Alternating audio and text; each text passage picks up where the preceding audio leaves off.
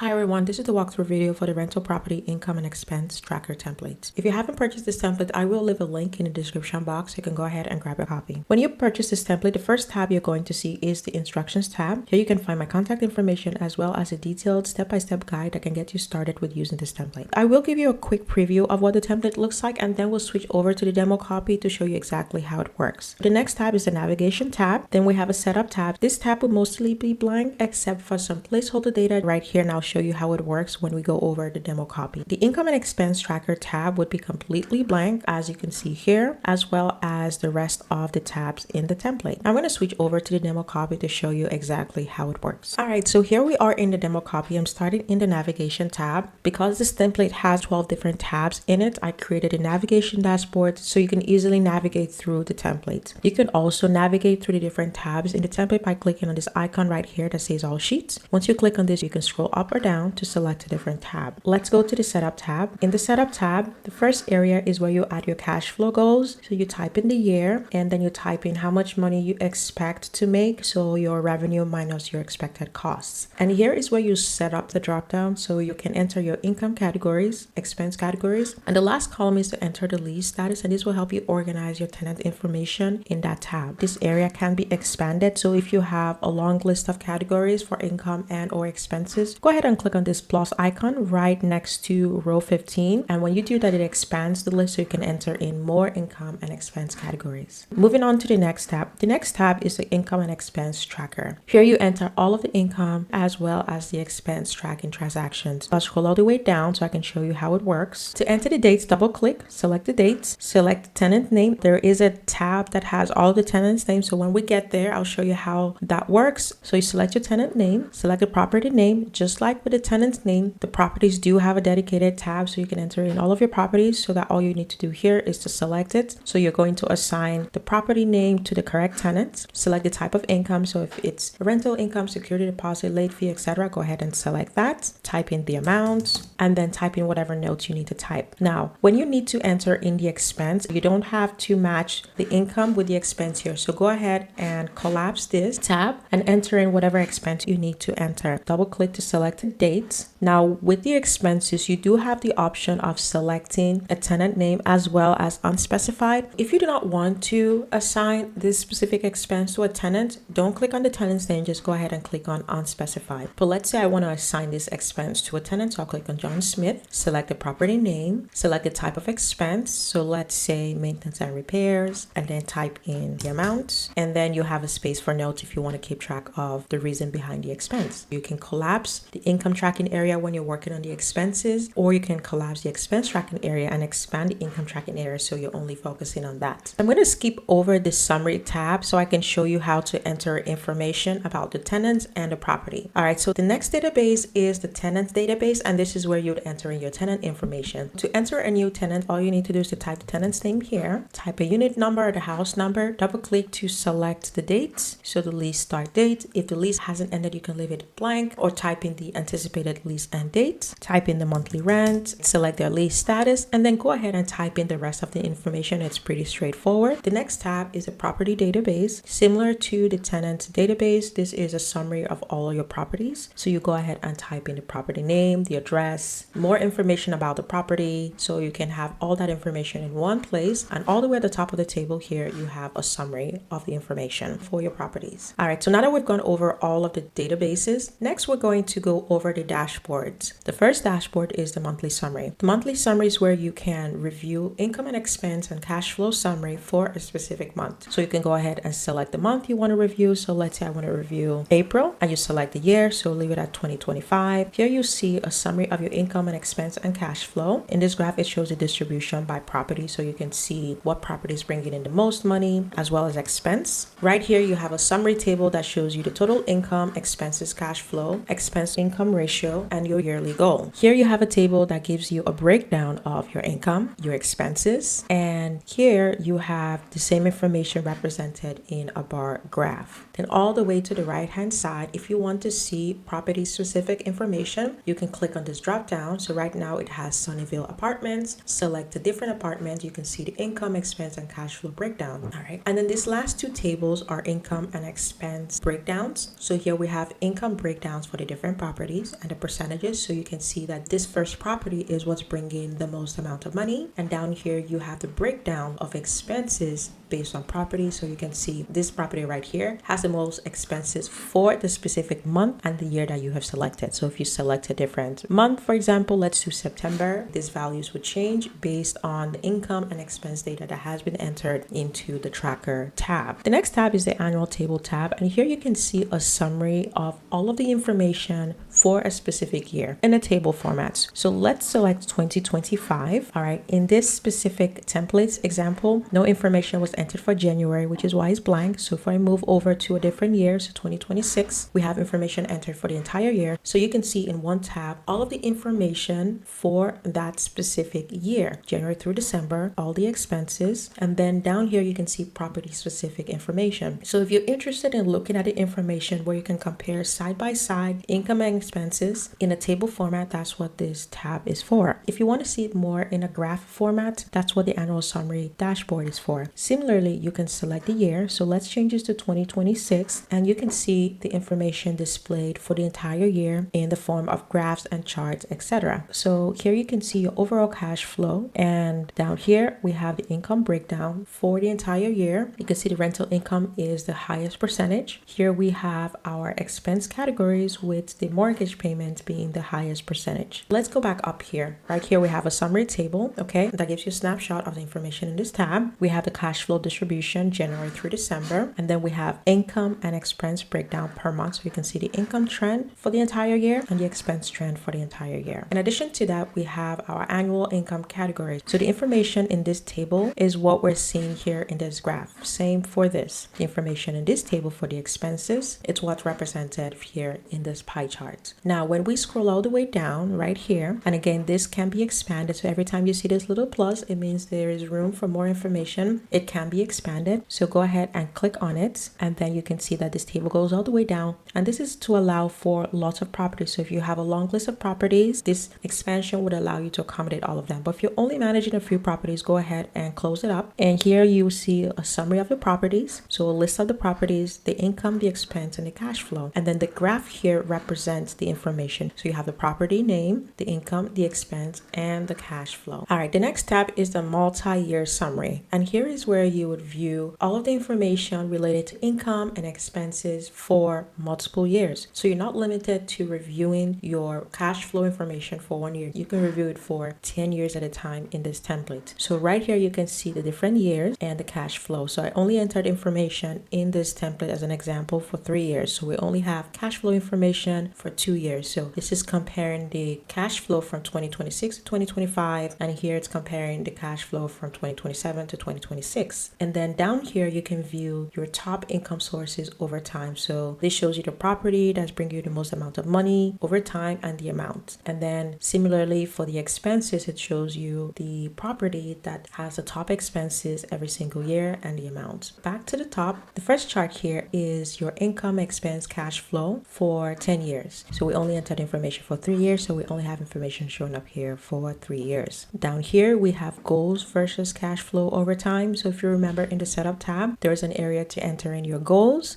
and this will compare the goals that you have entered to the actual cash flow over time. And then down here, we have income, expense, cash flow over time. So you can see back to back at a glance in one area what your income is, what your expenses are, and what your cash flow is over 10 years. Scrolling all the way to the right, we have the year with the highest income, the year with the lowest income, and the amounts.